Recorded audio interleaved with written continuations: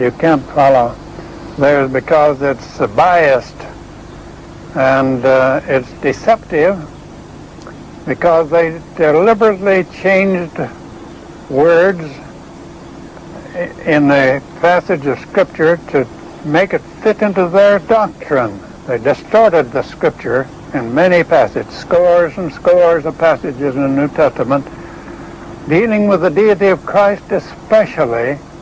To find additional support for their altered Scriptures, the Watchtower has even turned to the occult. The New Testament, a Bible translation by Johannes Gruber, has been used as an authority in many of their publications. Johannes Gruber was a spiritualist, heavily involved with the occult. His translation was completed under the direction of spirit messengers, with the aid of his wife, who was a self-professed spirit medium.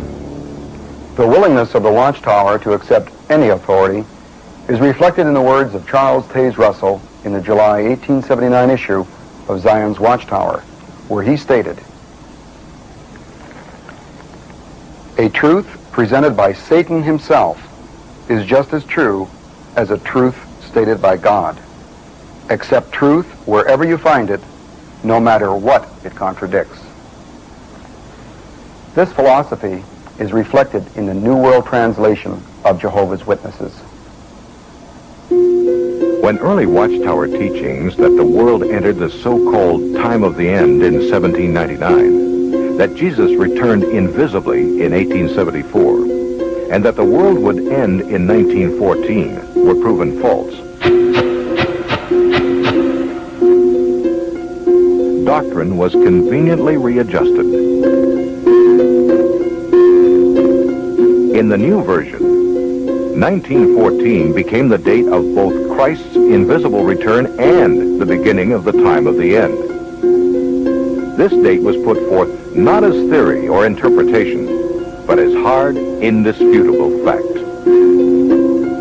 Watchtower Society official Eugene Mortensen.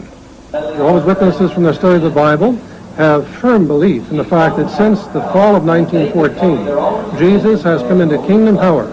And as he prophesied in the 24th chapter of Matthew, the generation that saw the beginning of this time would not pass away until all things would be accomplished. That means also the end of this wicked system of things. The Watchtower Society is very concerned that time is running out for the so-called generation of 1914. The few who are still living are quite elderly, and should they all pass away before Armageddon, Jehovah's Witnesses will be faced with another false prophecy to explain. Anticipating this future embarrassment, the Chairman's Committee of the governing body actually prepared a document suggesting the date be changed from 1914 to 1957. Raymond Franz was a member of the governing body when this recommendation was considered. Now, in this document, they suggest and advance as an idea that the generation that would see the time of the end of all things should not be counted from 1914. They fix on Jesus' statement that there would be signs in the heavens. And so they suggest here that the date should be moved up to 1957, when the Sputnik was sent into space by the Russians. And they say, now this is the celestial phenomena that would indicate the generation that would see the final wind-up. The Sputnik idea was ultimately rejected by the governing body, but for the generation of 1914, time is running out. How did the Watchtower arrive at 1914 as an all-important date? Their chronology is based on the year 607 BC, which they claim is the year Jerusalem fell to the Babylonians. Carl Olof Johnson, Swedish author of the book The Gentile Times Reconsidered, is a former Jehovah's Witness elder and pioneer minister. I didn't question this chronology in the beginning because I thought the Bible supported it. I knew, of course, that historians dated the desolation of Jerusalem not in 607 but in 587 or 586. But in 1968 I conducted a Bible study with a man who wanted to know why historians they prefer the date 20 years later. So I started to investigate the matter. And I soon discovered that historians had very strong evidence in their support. Than Raymond Johnson compiled his research and sent it to Watchtower headquarters. But the society's leaders were determined to keep their doctrinal system intact. I got a letter with a warning. I was warned that I should not share my findings with other witnesses.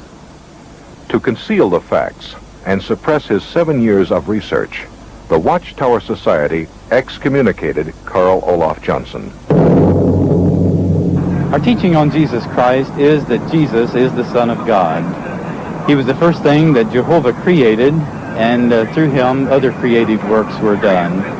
Now some religions teach that God and Jesus are one and the same, but the Bible does not teach that, and therefore neither do Jehovah's Witnesses. We believe that the Bible teaches that Jesus carries out a number of functions for Jehovah God, the Most High. For example, in the Hebrew Scriptures, he is referred to as Michael. Michael, literally translated into English, means, who is like God.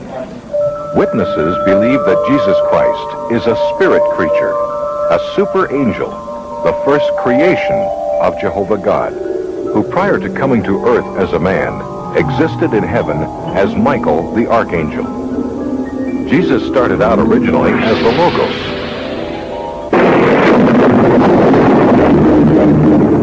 or Michael the archangel.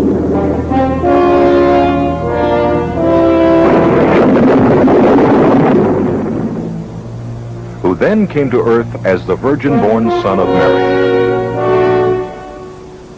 He was a perfect, sinless man. But he was only a man, devoid of all divinity. Jesus walked the earth as a man, becoming the Christ only when he was baptized. Jehovah's Witnesses hold the cross in contempt, feeling that it is nothing more than a pagan symbol used by apostate Christendom. Instead, they teach that at the completion of his ministry, Jesus died, not on the cross, but on an upright stake. Christ's body was then laid in a tomb, where it was disintegrated by God, totally destroyed forever. Jesus was then recreated by the Father. Before going to heaven, he materialized in different bodies on different occasions to convince his disciples and others that he had really been resurrected.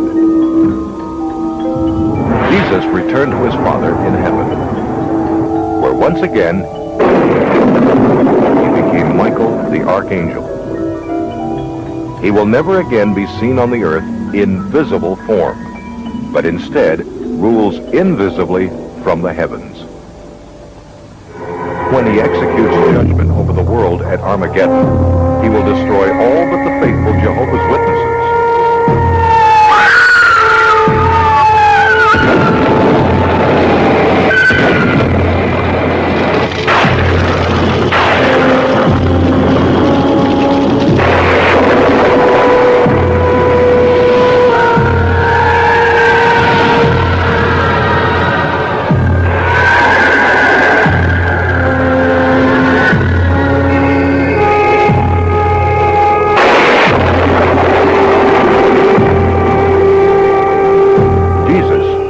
Michael will always remain invisible to those on earth and can be seen only by the 144,000 select Jehovah's Witnesses who rule with him from heaven. If you should choose to accept the Watchtower's current prophecy of Armageddon, whatever that may be, and decide to protect yourself by becoming a Jehovah's Witness, you will find yourself in a unique two-class religion. Only the upper class, the 144,000 spoken of in Revelation, are guaranteed a place in heaven, and they are known as the anointed. The Watchtower Society teaches that the vast majority of Jehovah's Witnesses constitute a secondary group referred to as the other sheep. They have no heavenly hope, but must remain on earth for all eternity. Once a year, on the anniversary of the Last Supper, Jehovah's Witnesses and invited persons gather for this communion-like ceremony. Only members of the anointed class who are alive today, about 9,000 worldwide, partake of the bread and wine. The millions of